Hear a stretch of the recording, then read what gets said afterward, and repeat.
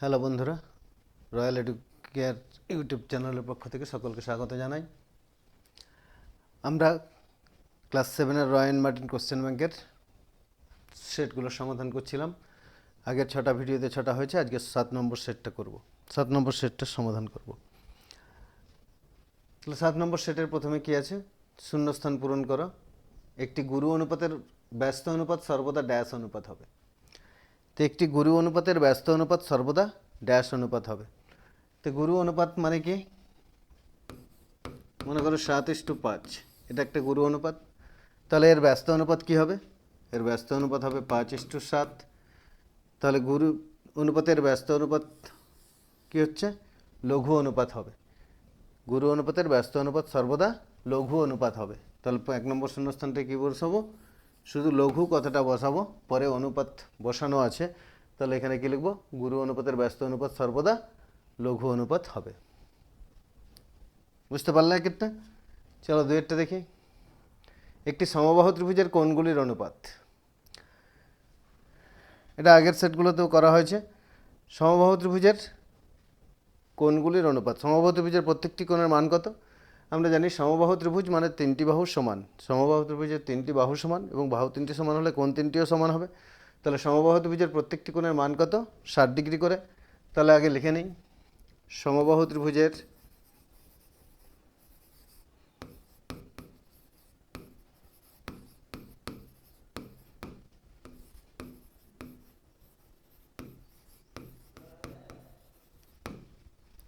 সমবাহু ত্রিভুজের কোণগুলির পরিমাপ। সমবাহু ত্রিভুজের কোণগুলির পরিমাপ সমান 60 ডিগ্রি, 60 ডিগ্রি ও 60 ডিগ্রি। তাহলে সমবাহু ত্রিভুজের কোণগুলির পরিমাপ হচ্ছে 60 ডিগ্রি, প্রত্যেকটা 60 ডিগ্রি করে। তাহলে এখানে লিখে নিলাম 60 ডিগ্রি, 60 ডিগ্রি ও 60 ডিগ্রি। অতএব এদের অনুপাত সমান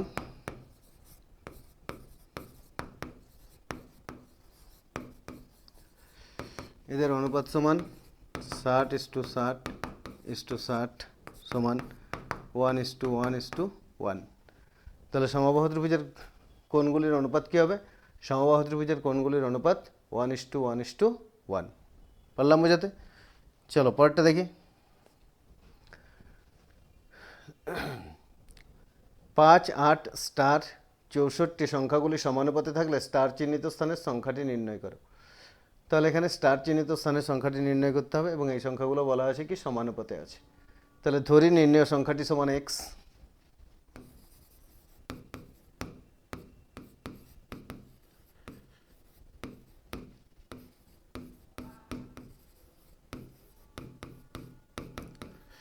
ধরি নির্ণয় সংখ্যাটি সমান এক্স। তাহলে সংখ্যাগুলো কী কী দাঁড়াচ্ছে? 5, 8, এক্স আর 64। তাহলে অতএব সমানুপাতটি সমান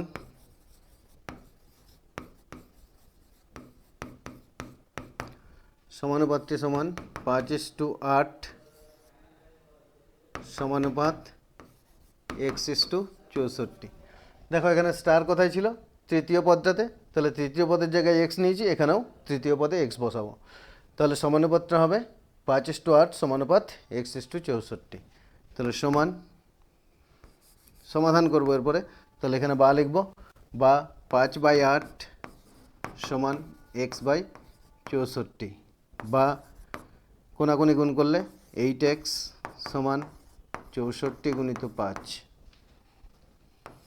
তাহলে বা এক্স সমান কী হবে?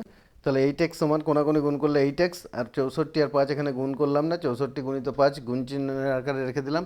তাহলে এক্স সমান কী হবে? 64 গুণিত 5, 64 গুণিত 5/8, 8 দিয়ে 64কে কাটলে হবে 8, 5 8 কত? 40। তাহলে সুতরাং এক্স সমান কত? 8×5 = 40। তাহলে এই সংখ্যাগুলো সমানুপাতে থাকলে স্টার চিহ্নিত স্থানের সংখ্যাটি কত? স্টার চিহ্নিত স্থানের সংখ্যাটি 40। পারলাম বোঝাতে? চলো পরেরটা দেখি। শূন্যস্থান পূরণ করো। -26 ভাজিত ড্যাশ সমান 1। তাহলে দেখতে পাচ্ছি কি -26 ভাজিত ড্যাশ দেওয়া আছে, মানে এখানে এটা ভাজ্য, ভাজিত ভাজক সমান ভাগফল। তাহলে ভাজ্য দেওয়া আছে আর ভাগফল দেওয়া আছে। কি এটা বের করতে হবে আমাদেরকে?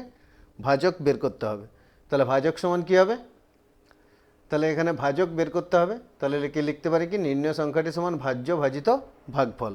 তাহলে এখানে নির্ণয় সংখ্যাটি কী হবে, লিখে নির্ণয় সংখ্যাটি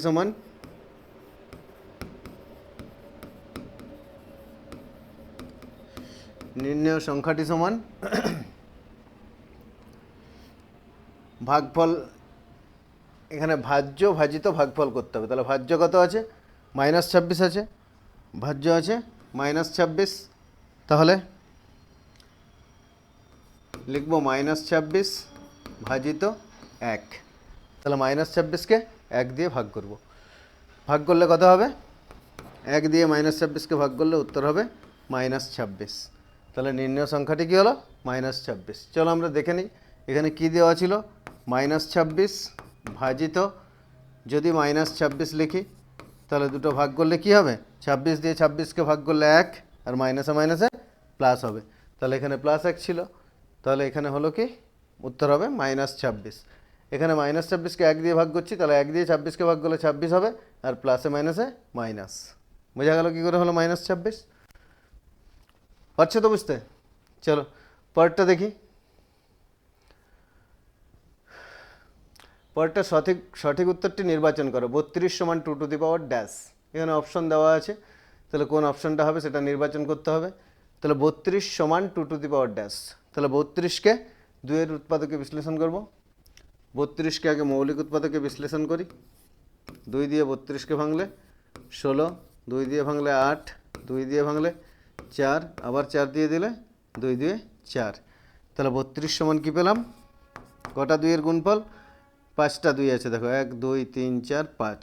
তাহলে 32 সমান 5টা 2 এর গুণফল। তাহলে এখানে কী লিখবো, 32 সমান 2 টু দি পাওয়ার 5।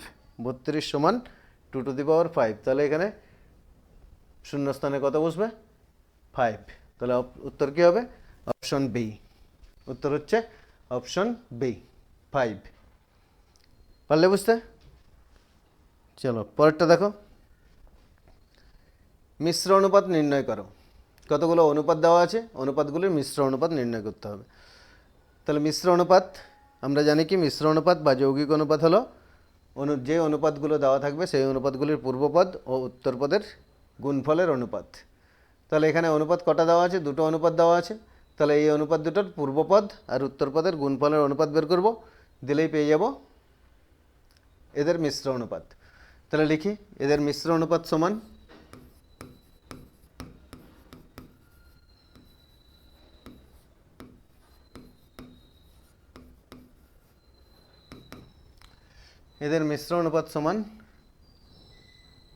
প্রথম অনুপাতটা কি আছে, 2:3। প্রথম অনুপাত আছে 2:3, প্রথম অনুপাতটা আছে 2:3:5। এর পূর্বপদ কত, 2:3। আর দ্বিতীয় অনুপাতের পূর্বপদ কত, 7/8। তাহলে 2:3 গুণিত 7/8 অনুপাত উত্তরপদগুলোর গুণফল হবে। তাহলে প্রথম অনুপাতটার উত্তরপদ হচ্ছে 5, আর পরের অনুপাতটার উত্তরপদ হচ্ছে 2। তাহলে এখানে হলো 5 গুণিত 2। পারলাম বোঝাতে? মিশ্র অনুপাত হচ্ছে পূর্বপদ এবং উত্তরপদগুলির গুণফলের অনুপাত। তাহলে দুটো অনুপাত দেওয়া আছে, এখানে পূর্বপদগুলো গুণফল আকারে লিখলাম, এখানে উত্তরপদগুলো গুণফল আকারে লিখলাম। এবার এটা কাটাকাটি হবে, তো কাটাকাটি করি। দেখো 2 দিয়ে 8কে কাটা যাবে, তাহলে 2 দিয়ে 8কে কাটলে কত হবে, 4। তাহলে পড়ে থাকছে কি, আর কাটাকাটি যাচ্ছে না। তাহলে উপরে পড়ে থাকছে 7, আর নিচে পড়ে থাকছে কত, 3 4 12। তাহলে 7/12 5 গুণিত 2 সমান কত হবে, 10। তাহলে 7/12 এবার এটা দেখতে পাচ্ছি কি, দুটো পদের মধ্যে একটা পদ ভগ্নাংশে আছে, একটা পদ পূর্ণ সংখ্যায় আছে। তাহলে এটাকে পূর্ণ সংখ্যার অনুপাতে প্রকাশ করব। পূর্ণ সংখ্যার অনুপাতে প্রকাশ করার জন্য কি করতে হবে, হরগুলোর লসাগু দিয়ে দুটোকেই গুণ করব। এখানে হর কত, 12, এখানে শুধু 10 আছে, মানে এখানে হর কত, 1। তাহলে 1 আর 12 লসাগু 12। তাহলে 12 দিয়ে দুটোকেই গুণ করব। 7/12 গুণিত 12 অনুপাত 10 গুণিত 12। এখানে 12 12 কেটে যাবে, তাহলে এখানে হবে 7 অনুপাত 10 আর 12 গুণ করলে 120। তাহলে কি পেলাম, 2/3:5 এবং 7/8:2। এই অনুপাত দুটোর মিশ্র অনুপাত কী হবে, 7:120। পারলে বুঝতে? চলো দেখি পরেরটা।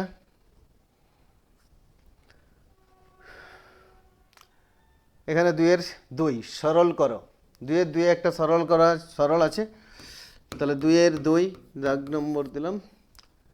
অঙ্কটা তোলো, কি আছে 3 to the power 0 plus 2 to the power 0 first ব্র্যাকেটের মধ্যে আছে ইন্টু 5 টু দি পাওয়ার 0।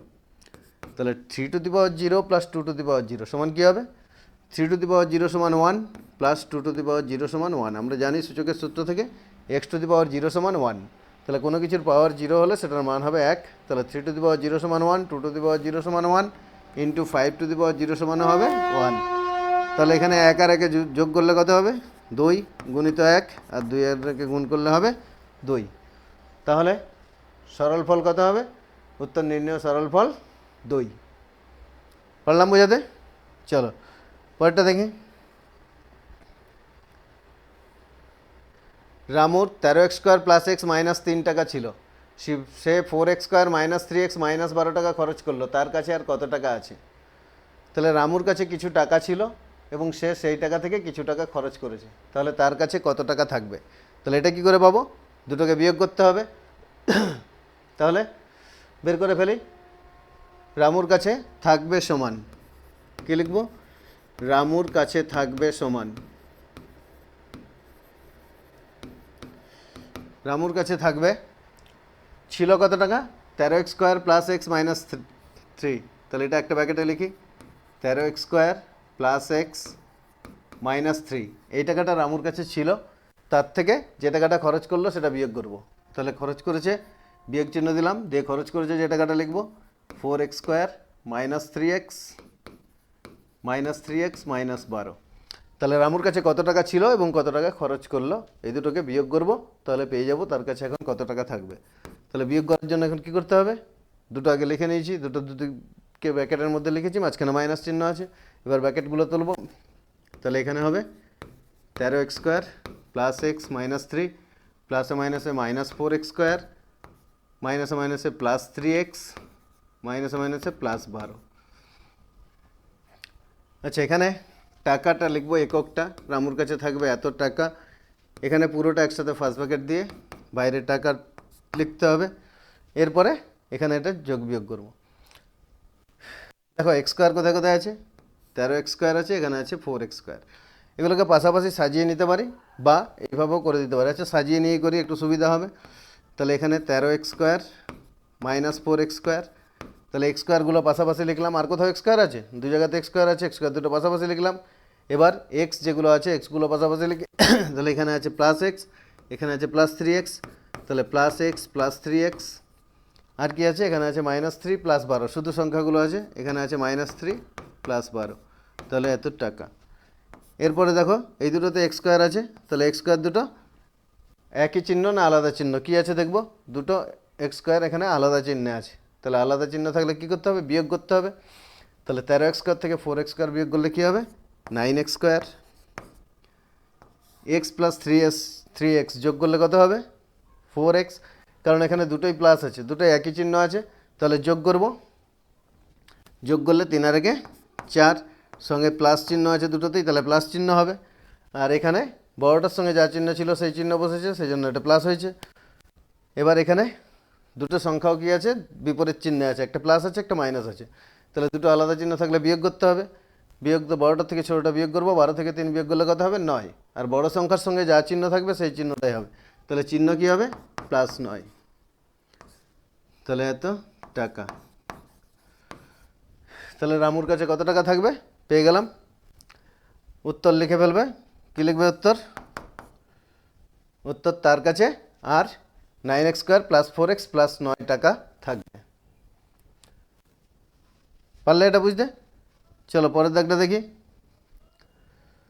পরের দাগ, পরীক্ষায় মোট 12টি প্রশ্নের মধ্যে রেহানা 8টি প্রশ্নের সঠিক উত্তর এবং 4টি প্রশ্নের ভুল উত্তর দিয়ে 36 নম্বর পেয়েছে, কিন্তু প্রতিটি উত্তরের জন্য 6 নম্বর পেয়ে থাকলে প্রতিটি ভুল উত্তরের জন্য কত নম্বর রেহানাকে দেওয়া হয়েছে? তাহলে প্রতিটি ঠিক উত্তরের জন্য কত নম্বর দেওয়া হয়েছে?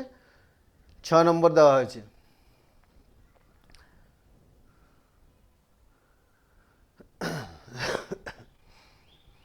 তাহলে পরীক্ষায় প্রশ্ন কটা ছিল?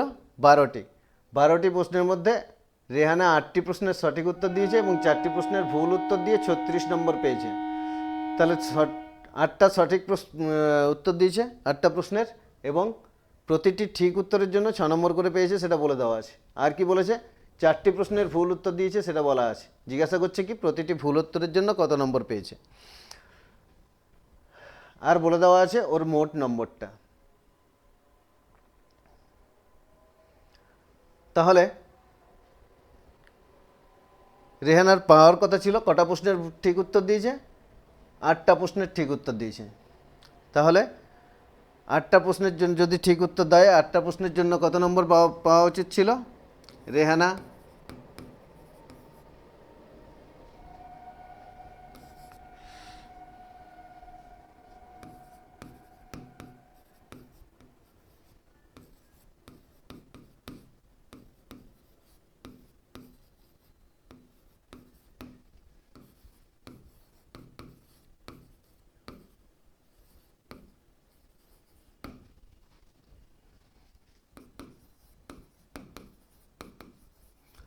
রেহানা 8টি প্রশ্নের সঠিক উত্তরের জন্য পেয়েছে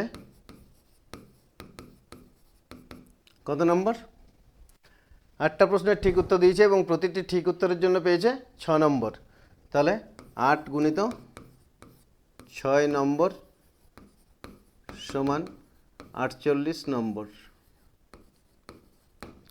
তাহলে রেহানা 8টা ঠিক উত্তরের জন্য পেয়েছে 48 নম্বর, কিন্তু ও মোট নম্বর কত পেয়েছে? 36 নম্বর পেয়েছে। মোট পেয়েছে 36 নম্বর। তাহলে কি লিখব? 4টি প্রশ্নের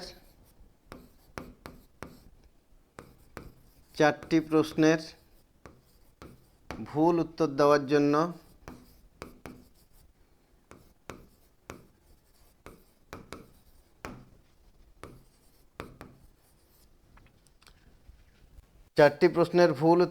জন্য রেহানা পেয়েছে, রেহানার মোট নম্বর 36। তাহলে 8টা প্রশ্নের সঠিক উত্তরে ওর পাওয়ার কথা ছিল 48, কিন্তু যেহেতু 4টা প্রশ্নের ভুল উত্তর দিয়েছে তাই নম্বর কমে গেছে, নম্বর হয়েছে কত? 36। তাহলে 4টি ভুল নম্বরের জন্য রেহানা উত্তর কত পেয়েছে?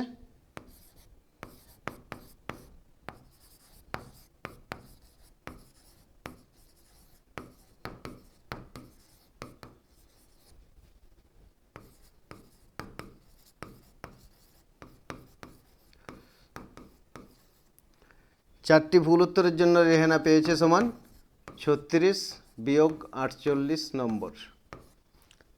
কারণ এখানে মোট নম্বর কত পেয়েছে রেহানা?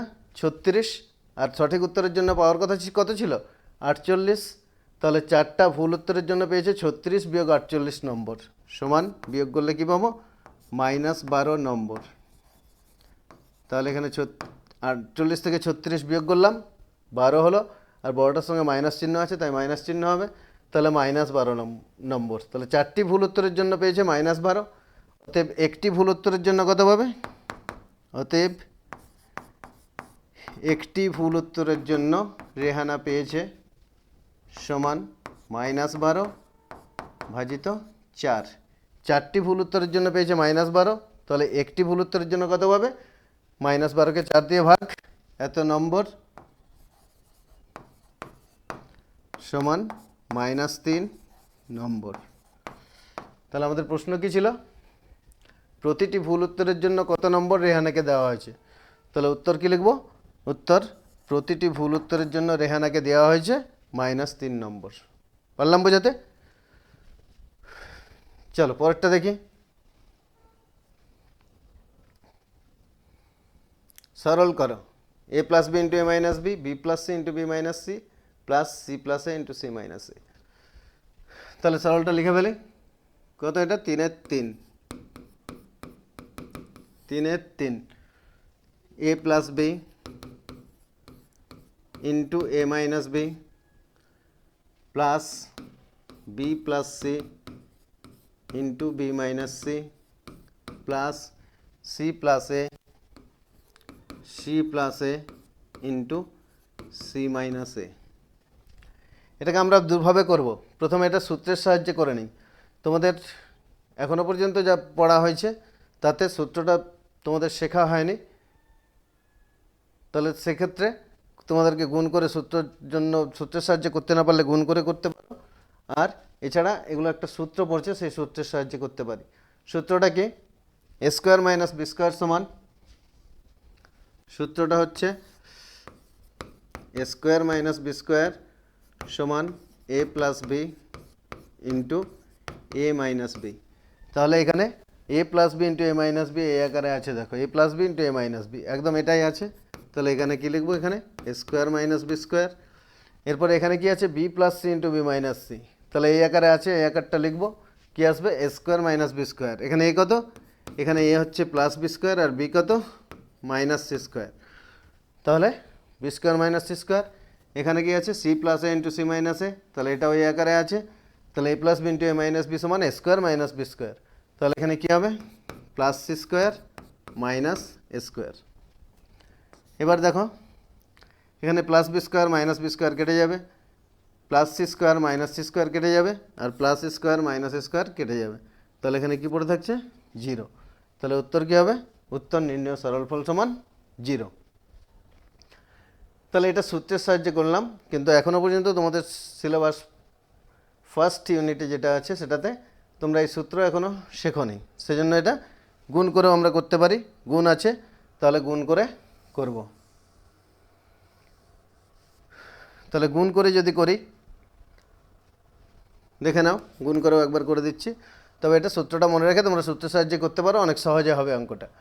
এখানে গুণ করলে এ আর এ গুণ করলে স্কোয়ার, আর এ দিয়ে বিকে গুণ করলে মাইনাস এ বি। তাহলে কী করলাম? এই এ দিয়ে এই দুটোকে গুণ করলাম। এবার এই বি দিয়ে এই দুটোকে গুণ করব। বি দিয়ে এই দুটোকে গুণ করলে প্লাস এ বি প্লাসে মাইনাসে মাইনাস বি স্কোয়ার।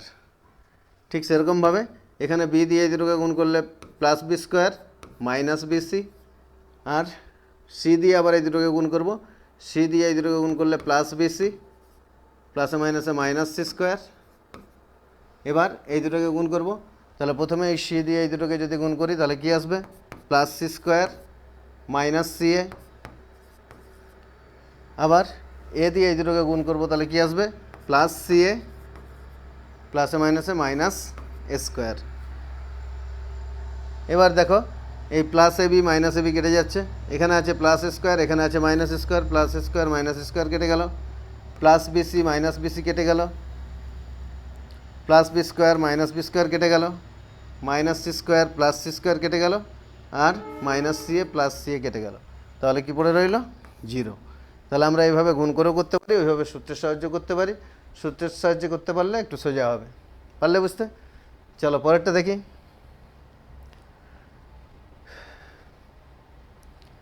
পরের অঙ্ক 4-1। শিবাজি সংঘের ক্লাবে যতজন সদস্য আছে প্রত্যেকের সদস্য সংখ্যার 5 গুণ টাকা চাঁদা দিয়েছে। মোট এই টাকাটা চাঁদা উঠেছে 5,1,5,205 টাকা চাঁদা উঠেছে। ক্লাবের সদস্য সংখ্যা কত হিসাব করি। তাহলে যতজন সদস্য প্রত্যেকের সদস্য সংখ্যার 5 গুণ টাকা চাঁদা দিয়েছে। তাহলে যত তত থাকলে কি করতে হয়? বর্গমূল করতে হয়। যতজন সদস্য প্রত্যেকে যদি তত টাকা দিত তাহলে বর্গমূল করলে পেয়ে যেতাম, কিন্তু এখানে যতজন সদস্য আছে প্রত্যেকের সদস্য সংখ্যার 5 গুণ, মানে তত 5 গুণ টাকা চাঁদা দিয়েছে। সেক্ষেত্রে মোট চাঁদা উঠছে কত টাকাটা? এই টাকা। তাহলে ক্লাবের সদস্য সংখ্যা কত? এটা একবারেই করে ফেলতে পারি। ক্লাবের সদস্য সংখ্যা সমান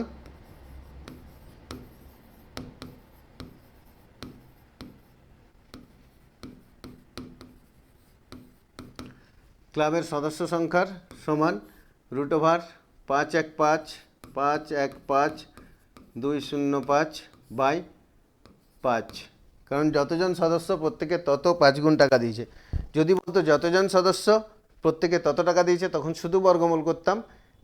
এখানে যতজন সদস্য প্রত্যেকে সদস্য সংখ্যার 5 গুণ টাকা দিয়েছে, তাহলে এতে মোট যে টাকাটা উঠেছে সেটাকে 5 দিয়ে ভাগ করে যেটা পাবো তার বর্গমূল করতে হবে, দিলে পেয়ে যাব ক্লাবের সদস্য সংখ্যা। তাহলে এবার এটা বের করি। 5 দিয়ে এটাকে ভাগ করলে কত হবে? 5 দিয়ে এটাকে কাটি। 5 দিয়ে এটাকে কাটলে 5-1-5, এখানে তারপরে 1-এর মধ্যে বার যাচ্ছে না, তাহলে এখানে হবে 0। তারপরে 5-3-15, আবার 2-এর মধ্যে বার যাচ্ছে না, এখানে হবে 0। তাহলে পরের শূন্যটা নিলে 5-4-20 দিয়ে 5-1-5, তাহলে সমান কি হচ্ছে? 1/103041। দেখো এই অঙ্কটাতে এই ভাগটা অনেকেই ভুল করবে। ভাগটা ভালো করে আরেকবার দেখে নাও, এখানে ভাগ করে দেখিয়ে দিচ্ছি। 5 দিয়ে ভাগ করতে হবে কাকে? 51525কে। এই ভাগটা অনেকেই ভুল করবে, ভাগটা ভালো করে দেখে নাও। 5 দিয়ে, তাহলে 5-এর মধ্যে 5 5 গেল। এবার একটা নামালাম, এই 1 নামানোর পরে ভাগ গেল কি?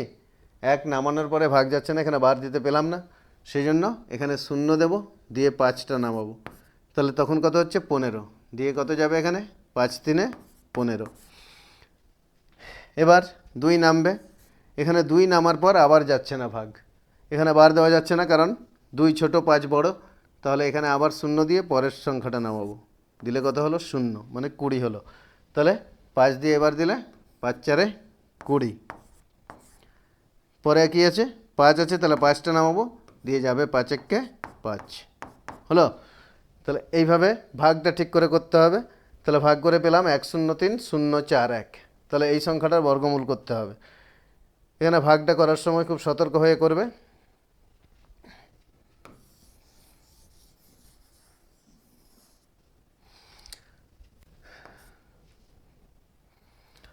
তাহলে এবার কি করব? এবার এটা বর্গমূল করব। তাহলে এখানে সদস্য সংখ্যাটা কি হবে? সদস্য সংখ্যার একক হবে জন। তাহলে এখানেও ডট ডট দেব, আর এরপরে বর্গমূল করতে হবে। এটা 103,041 এই সংখ্যাটা বর্গমূল করতে হবে। তাহলে বর্গমূল করার জন্য কি হবে? দুটো দুটো করে দাগ দেব, ভাগ পদ্ধতিতে বর্গমূল করব। এখানে 6টা সংখ্যা আছে, তাহলে দুটো দুটো করে দাগ দিলে, এরপরে প্রথমে কত পাচ্ছি? 10। দুটো দুটো করে দাগ দিয়ে আসলে প্রথমে পাচ্ছি 10। 10-এর মধ্যে বার দিতে হবে। 10-এর মধ্যে কত বার হবে? 3 দিয়ে দেবো, 3 3 9। 10 থেকে 9 বিয়োগ করলে 1, এখানে 30 নামাবো। 3কে 2 দিয়ে গুণ করে এখানে কত লিখব? 6। তাহলে 6 বার দিলে এবার এখানে 130 এখানে আছে, তাহলে কত যাবে? 2 দিয়ে যদি দিই কত হবে? 62। 6-এর পাশে 2 লিখলে হবে 62। 2 দিয়ে 62কে গুণ করলে 2 2 4, 6 2 12, 124 হচ্ছে। তাহলে এখানে আছে 130, তাহলে এটাই যাবে। তাহলে 2 বার দেবো, এখানে 2 লিখব, এখানে 2 লিখব, দিলে 62 হচ্ছে। 62কে 2 দিয়ে গুণ করলে 124। বিয়োগ করব, 4 আছে 10, 6 হলে একটা এখানে আসছে, 3 3 মিলে গেলে 0। তাহলে 130 থেকে 124 বিয়োগ করলে 6ই পাবো। এরপরে পরের জোড়াটা নামাতে হবে। তাহলে এখানে নামবে কত? 41। এখানে আছে কত? 32 আছে। তাহলে 32কে 2 দিয়ে গুণ করলে কত হবে? 64। 32কে 2 দিয়ে গুণ করলে হলো 64। তাহলে এখানে 64 লিখলাম। এরপরে দেখতে পাচ্ছি কি এখানে যদি 1 বার দিই তাহলে 641 হচ্ছে, এখানে 641ই আছে। তাহলে এখানে কতবার যাবে? 1 বার যাবে। তাহলে 1 বার দিলে এখানে 641 হচ্ছে, মিলে যাচ্ছে। তাহলে বর্গমূল কত হলো? বর্গমূল হলো 321। বর্গমূল 321। এখানে এটা লেগে গেছে, একটু দেখে নাও ভালো করে। তাহলে বর্গমূলটা হলো 321। তাহলে এখানে কি লিখব? 321, দিয়ে এখানে কি লিখব? জন। তাহলে ক্লাবের সদস্য সংখ্যা কত হলো? 321 জন। পারলাম বোঝাতে? চলো পরেরটা দেখি। এক ব্যক্তির মাসিক আয় 24,750 টাকা। তিনি 750 টাকা বাড়ি ভাড়া দেন এবং বাকি টাকা 3:1 অনুপাতে সংসার খরচ ও ছেলে মেয়েদের শিক্ষার জন্য খরচ করেন। তিনি কত টাকা সংসার খরচ করেন? তাহলে এখানে একটা জিনিসই বের করতে বলছে, তিনি কত টাকা সংসার খরচ করেন। মোট টাকাটা কত বলা আছে? 24,750। সেই টাকা থেকে আগে 750 টাকা বাড়ি ভাড়া দিয়ে দেন। এবারে বাকি টাকা 3:1 অনুপাতে ভাগ করেন। তাহলে আগে বাকি টাকাটা বের করে নিই। মাসিক আয় কত বলা আছে? 24,750, আর বাড়ি ভাড়া দেন কত? বাড়ি ভাড়া দেন 750 টাকা। তাহলে বাকি টাকা সমান কি লিখবো? প্রথমে বাকি টাকা সমান মোট আয় কত? 24,750। মোট আয় হচ্ছে 24,750 টাকা, তার থেকে বাড়ি ভাড়া দেন 750 টাকা। তাহলে সেই 750 টাকাটা বিয়োগ করব, দিলে পাবো বাকি টাকা। তাহলে 24,750 মাইনাস 750 বিয়োগ করলে কত পাবো? 24,000। তাহলে 24,000 টাকা। তাহলে এই বাকি টাকাটা অর্থাৎ 24,000 টাকা 3:1 অনুপাতে সংসার খরচ ও ছেলে মেয়েদের শিক্ষার জন্য খরচ করেন। তাহলে কি লিখবো? সংসার খরচ ইস্টু ছেলে মেয়েদের শিক্ষার জন্য খরচ।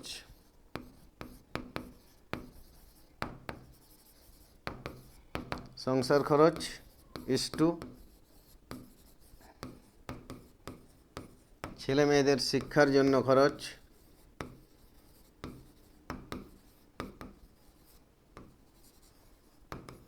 সংসার খরচ ইস্টু ছেলে মেয়েদের শিক্ষার জন্য খরচ সমান কত দেওয়া আছে? অনুপাত 3:1। তাহলে অনুপাতটা হচ্ছে 3:1।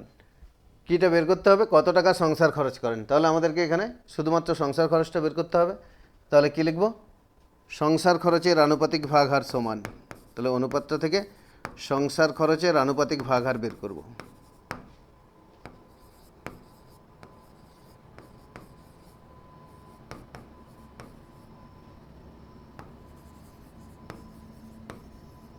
সংসার খরচের আনুপাতিক ভাগহার সমান কত হবে?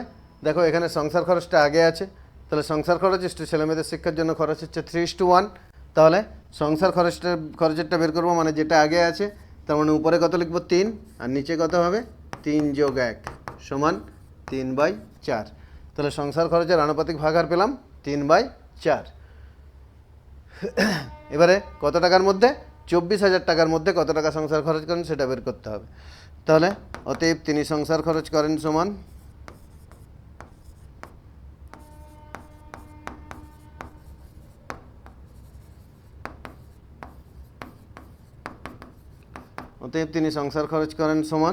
কত টাকা হবে? 24,000। 24,000 টাকার মধ্যে বের করতে হবে। তাহলে 24,000 গুণিত 3/4, 24,000 গুণিত 3/4, তাহলে এত টাকা। এই টাকাটা তিনি সংসার খরচ করেন। তাহলে 4 দিয়ে 24,000কে কাটলে কত হবে? 4 × 6 = 24, 3টে শূন্য থাকবে। এবার 3 দিয়ে গুণ করলে 3 × 6 = 18, আর 3টে শূন্য মানে 18,000 টাকা। তাহলে অতএব তিনি সংসার খরচ করেন কত টাকা? 18,000 টাকা। পারলাম বোঝাতে? অঙ্কটা ভালো করে পড়বে, খেয়াল করবে। এখানে অনুপাত দেওয়া আছে সংসার খরচ ও ছেলেমেয়েদের খরচের জন্য, কিন্তু এখানে চাইছে কি কত টাকা সংসার খরচ করেন। তাহলে এমনিতে অনেক অঙ্কের ক্ষেত্রেই তোমাদেরকে সবগুলোই বের করতে হয়, দুটো থাকলে দুটোই বের করতে হয়, কিন্তু এখানে দুটো বের করার দরকার নেই, একটাই বের করতে হবে। যেটা চাইছে শুধুমাত্র সেটাই বের করব, অন্যটা বের করার দরকার নেই। পারলাম বোঝাতে? চলো পরেরটা দেখো।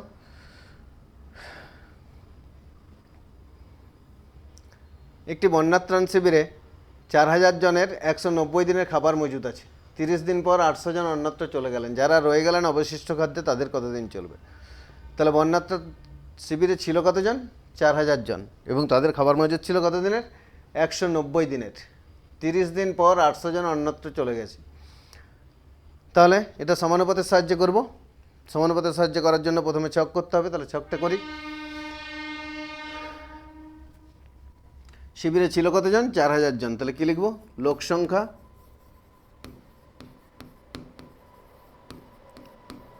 ব্র্যাকেটে জন, আরেকটা কি হবে? সময় ব্র্যাকেটে দিন। আচ্ছা, সময়টা না লিখে লিখব কি? মজুদ খাদ্যে চলার সময়।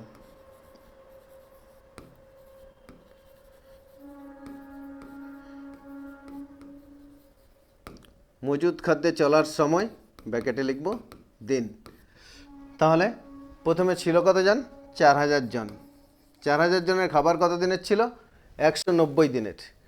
190 দিনের খাবার প্রথমে মজুদ ছিল, কিন্তু 30 দিন পর 800 জন অন্যত্র চলে গেছে। তাহলে আমাদের হিসাবটা শুরু হচ্ছে কোথা থেকে? 30 দিন পর থেকে। তার মানে যখন এই 800 জন অন্যত্র চলে গেল, তখন আর খাবারটা 190 দিনের আছে কি? তখন খাবারটা আর 190 দিনের নেই। ওরা গেছে কতদিন পরে? গেছে 30 দিন পরে। তার মানে এই 30 দিন ওরা খাবারটা খেয়েছে। তাহলে এই 30 দিনের খাবার আর ছিল না। প্রথমে খাবার ছিল কত দিনের? প্রথমে খাবার ছিল 190 দিনের। 30 দিন পর 800 জন অন্যত্র গেছে, তার মানে 30 দিনের খাবার খাওয়া হয়ে গেছে। তাহলে খাবারটা আর ছিল কত দিনের? 190 - 30 সমান 160 দিনের। তাহলে 4,000 জনের খাবারটা ছিল 160 দিনের, আর 4,000 জনের মধ্যে 800 জন অন্যত্র চলে গেছে। তাহলে 4,000 - 800, বিয়োগটা করলে কত পাবো? 3,200। তাহলে 3,200 জনের এই খাবারে কতদিন চলবে সেটা বের করতে হবে। তাহলে এখানে ধরে নিলাম x।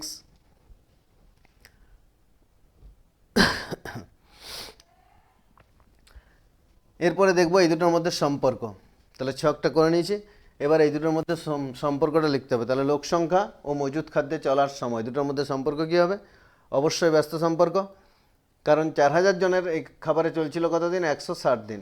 একজন লোক যদি হয় তাহলে এই খাবারে অনেক বেশি দিন চলতো। যেটা 4000 জনে খাচ্ছিল সেখানে একজন খাবে, তাহলে একজন খেলে বেশি দিন চলবে। তাহলে লোক সংখ্যা কমলে মজুদ খাদ্যে চলার সময় বেড়ে যাচ্ছে, তাহলে ব্যস্ত সম্পর্ক হবে। তাহলে কী লিখবো এখানে? লোক সংখ্যা ও মজুদ খাদ্যে চলার সময়ের মধ্যে ব্যস্ত সম্পর্ক।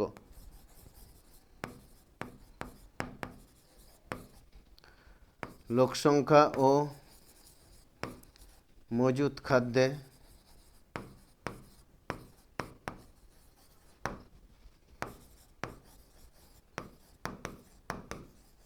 চলার সময়ের মধ্যে ব্যস্ত সম্পর্ক।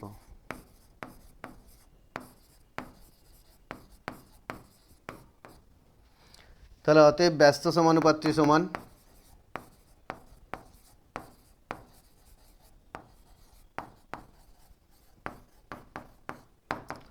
কত হবে? ব্যস্ত সমানুপাতটা যে কোনো একদিকটা উল্টে লিখবো। তাহলে এদিকটা যেমন আছে সেরকমই রাখি, 4000:3200, 4000:3200 বা 3200 সমানুপাত। তাহলে যেহেতু ব্যস্ত সম্পর্ক যে কোনো একদিকটা উল্টাবো, এদিকটাই উল্টাই, x:160। তাহলে এটা হলো ব্যস্ত সমানুপাত। এবার এখান থেকে x এর মান বের করতে হবে। তাহলে সমাধান করে x এর মানটা বের করি। উপরটা একটু মুছে নিই।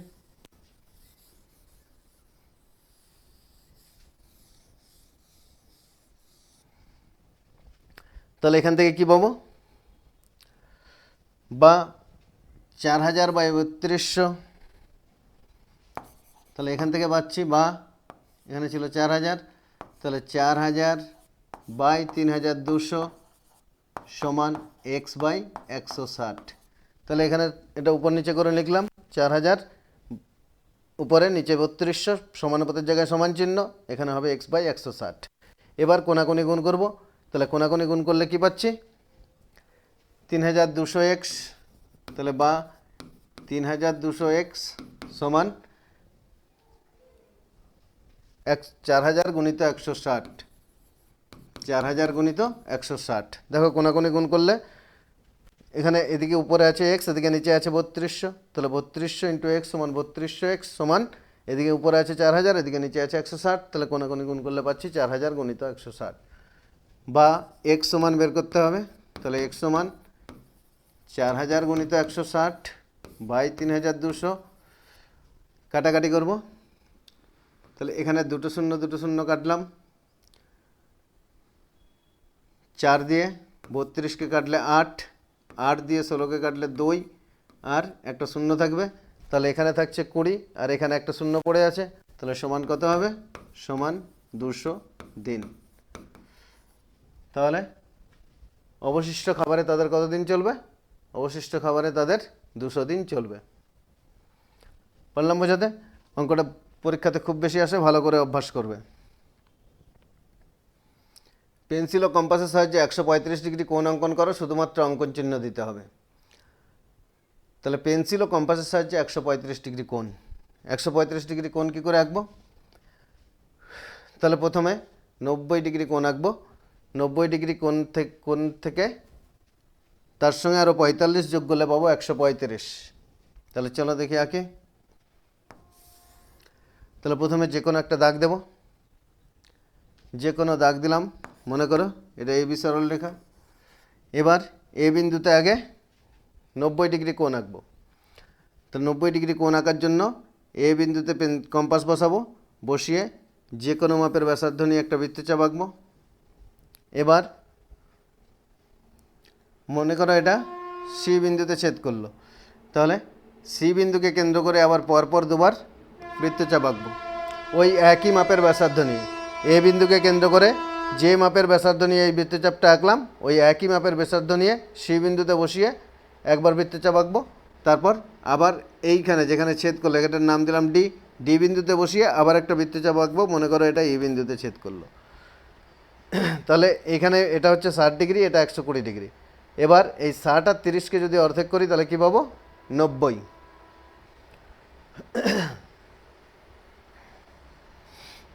এখানে 135 ডিগ্রি আঁকতে বলেছে, তাহলে এটা পাচ্ছি 90, আর এখানে আছে কত 90 আর 120 মাঝে কত আছে 30 ডিগ্রি আছে, তাহলে 135 ডিগ্রি আঁকতে বলেছে। আচ্ছা এটা 105 ডিগ্রিটা হলে এখানে অর্ধেক করতাম, তাহলে এখানে হচ্ছে এটা কত 60, এটা হচ্ছে 120।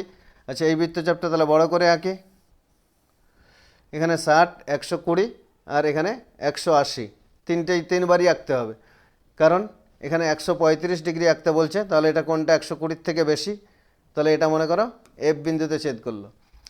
তাহলে ভালো করে বুঝে নাও, এ বিন্দুকে কেন্দ্র করে যে মাপের ব্যাসার্ধ নিয়ে বৃত্তচাপ এঁকেছিলাম সেই মাপেরই ব্যাসার্ধ নিয়ে বৃত্তচাপ আঁকবো, ঠিক আছে। তাহলে এ বিন্দুকে কেন্দ্র করে প্রথমে যে কোনো মাপের ব্যাসার্ধ নিয়ে একটা বৃত্তচাপ আঁকলাম। এবার সি বিন্দুকে কেন্দ্র করে একটা বৃত্তচাপ আঁকবো, যেটা হবে ডি বিন্দুতে। ডি বিন্দুকে কেন্দ্র করে আবার ওই একই মাপে কম্পাস কোনো মতেই যাতে না সরে এবং ঠিকঠাক ডি বিন্দুতে কম্পাস বসাতে হবে, বসিয়ে আবার একটা বৃত্তচাপ, আবার ই বিন্দুকে কেন্দ্র করে আবার একটা বৃত্তচাপ। তাহলে এটা হচ্ছে 60, এটা হচ্ছে 120।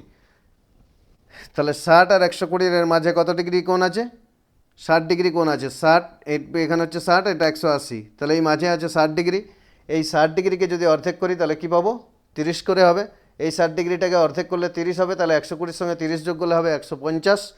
আবার ওই 150 আর 120 এখানটায় সমদ্বিখণ্ডিত করলে পেয়ে যাব 135।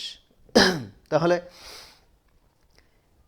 এখানে 120 আর এই 180 এই দুটোর বিন্দুকে কেন্দ্র করে, অর্থাৎ ই আর এফকে কেন্দ্র করে দুটো বৃত্তচাপ আঁকতে হবে উপরের দিকে। তাহলে ইকে কেন্দ্র করে একটা ব্যাসার্ধ নিয়ে এখানে ব্যাসার্ধটা একটু ছোট করে নিতে পারি, তাহলে এই বিন্দুকে কেন্দ্র করে উপরের দিকে বৃত্তচাপ, আবার এফ বিন্দুকে কেন্দ্র করে উপরের দিকে বৃত্তচাপ।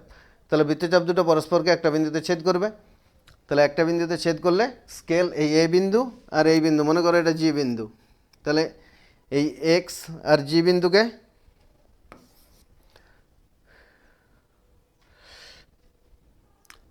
তাহলে এখানে ই আর এফ বিন্দুকে কেন্দ্র করে দুটো বৃত্তচাপ আঁকলে মনে করো এখানে বৃত্তচাপ দুটো এখানে ছেদ করছে, তাহলে এই এ আর এই বিন্দু অর্থাৎ এখানে যদি জি নাম দেই তাহলে এ আর জি স্কেল দিয়ে যোগ করলে কত পাবো 150 ডিগ্রি। এখানে যে কোণটা পেলাম এটা কত ডিগ্রি হবে 150, কিন্তু আমাদেরকে আঁকতে বলেছে কত 135।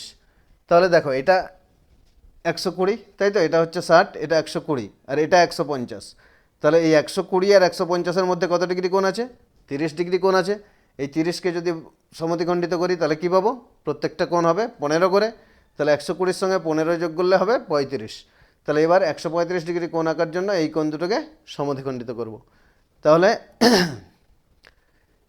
এই বিন্দুটার নাম দিলাম এইচ।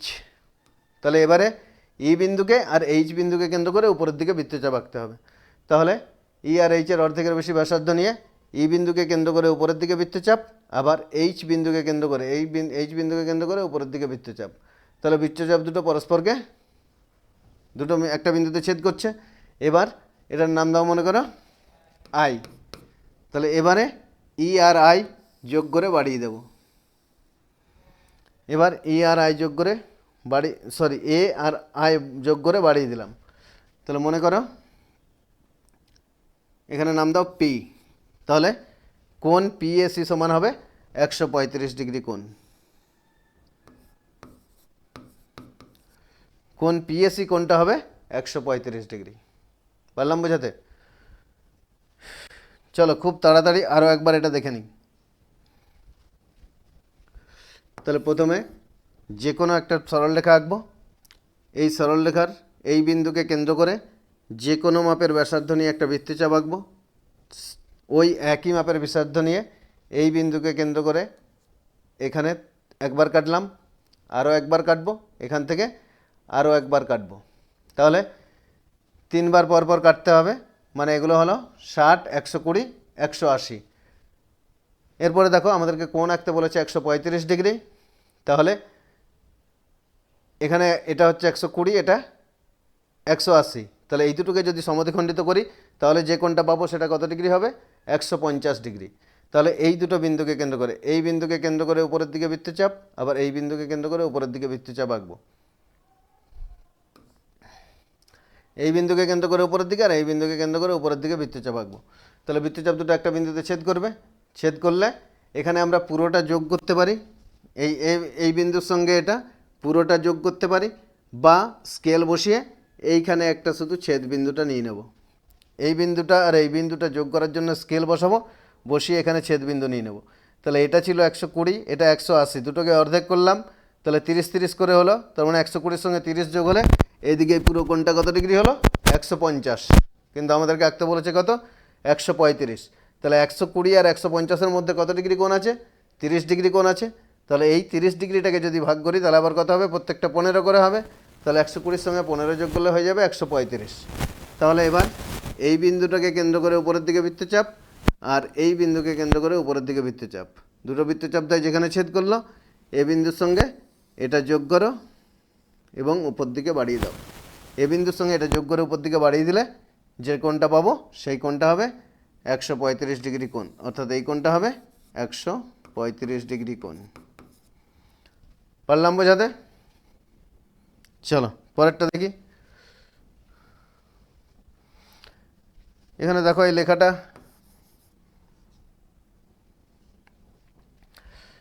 কোনটা হবে? 135 ডিগ্রি কোণ। পারলাম বোঝাতে? এবার 105 ডিগ্রি কোণ আঁকতে বলছে। 105 ডিগ্রি কোণ অনেকটা এরকমই। চলো দেখে নিই। 105 ডিগ্রি আঁকার জন্য প্রথমে যে কোনো একটা দাগ দেব, দাগ দিয়ে নামগুলো দিয়ে নিই, নামগুলো দিলে বলতে সুবিধা হবে। প্রথমে যে কোনো একটি সরল রেখা টানলাম, নাম দিলাম এবি। এবার এ বিন্দুকে কেন্দ্র করে যে কোনো মাপের ব্যাসার্ধ নিয়ে একটা বৃত্তচাপ আঁকবো। মনে করো বৃত্তচাপটা এবি সরল রেখাকে সি বিন্দুতে ছেদ করলো। এবার সি বিন্দুকে কেন্দ্র করে পরপর আরও দুটো বৃত্তচাপ আঁকবো এই বৃত্তচাপটার উপর। তাহলে সি বিন্দুকে কেন্দ্র করে একবার বৃত্তচাপ আঁকলাম, এটা হলো 60 ডিগ্রি। এখানে সি বিন্দুকে কেন্দ্র করে আবার একটা বৃত্তচাপ আঁকবো, এটা হলো 120 ডিগ্রি। এবার 60 আর 120-কে যদি অর্ধেক করি তাহলে কত পাবো? 90। তাহলে 105 ডিগ্রি আঁকার জন্য প্রথমে 90 ডিগ্রি আঁকবো, তারপরে 90-এর সঙ্গে 15 যোগ করলে হয়ে যাবে 105।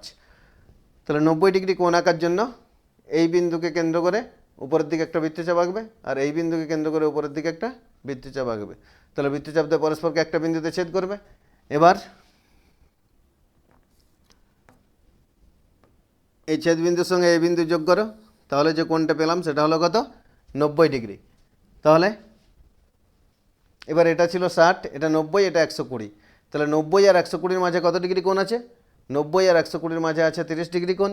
তাহলে এই 30 ডিগ্রি কোণটাকে যদি সমদ্বিখণ্ডিত করি তাহলে কী হবে? প্রত্যেকটা কোণ 15 করা হবে, আর 90-এর সঙ্গে 15 যোগ করলে 90 + 15 সমান হবে 105। তাহলে এই 90 আর 120 এই কোণটাকে সমদ্বিখণ্ডিত করব। তাহলে এখানে কম্পাস বসাবে, বসিয়ে উপরের দিকে বৃত্তচাপ, আর এই 120-র এখানে কম্পাস বসাবে, বসিয়ে উপরের দিকে বৃত্তচাপ। তাহলে বৃত্তচাপ দেয় পরস্পরকে একটা বিন্দুতে ছেদ করবে। এবার এই বিন্দুর সঙ্গে এই বিন্দু যোগ করো, যোগ করে এটাকে উপরের দিকে একটু বাড়িয়ে দিতে পারো। তাহলে এই যে কোণটা পাবে, এই কোণটা কত ডিগ্রি হবে? কোণটা হবে 105 ডিগ্রি। পারলাম বোঝাতে? তাহলে আজকের সেটটাতে এটাই ছিল। আজকের ভিডিওতে 7 নম্বর সেটটার সলিউশন করলাম। পরের ভিডিওতে এই সপ্তম শ্রেণীর রয় মার্টিন কোশ্চেন ব্যাংকের 8 নম্বর সেটটার সলিউশন করব। আমাদের সঙ্গে যুক্ত থাকো। ধন্যবাদ।